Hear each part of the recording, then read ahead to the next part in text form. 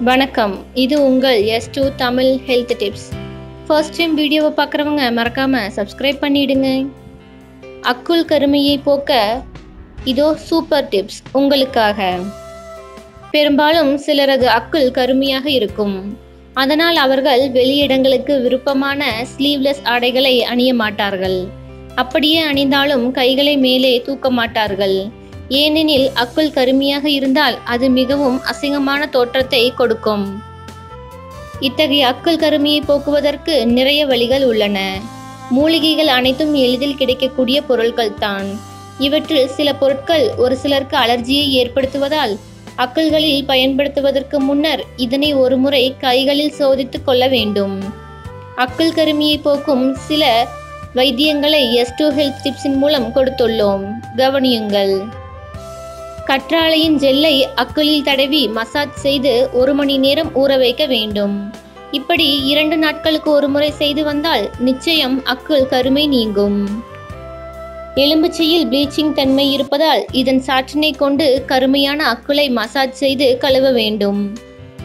இதனால் அக்குள் கருமை மறையும். ஆனால் சென்சிட்டிவ் சருமம் உள்ளவர்கள் எலும்புச்சையை பயன்படுத்தக்கூடாது. இதனால் எரிச்சல் ஏற்படுவதோடு சருமம் மேலும் பாதிக்கப்படும். ரோஸ் ஒரு அருமையான நறுமணமிக்க மலர். அத்தகைய மலரின் இதழ்களை அரைத்து அக்குளில் தடவி 1 மணி நேரம் ஊற வைத்து கழுவ வேண்டும். இவ்வாறு தொடர்ந்து செய்து வந்தால் படிப்படியாக கருமை மறையும்.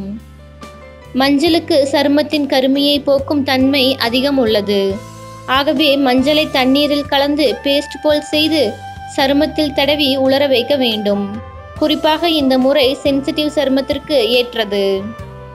அதிமதுர வேரை தண்ணீரில் ஊற வைத்து அரைத்து அதனை கருமையாக இருக்கும் அக்குளில் தடவி உலர வைக்க வேண்டும்.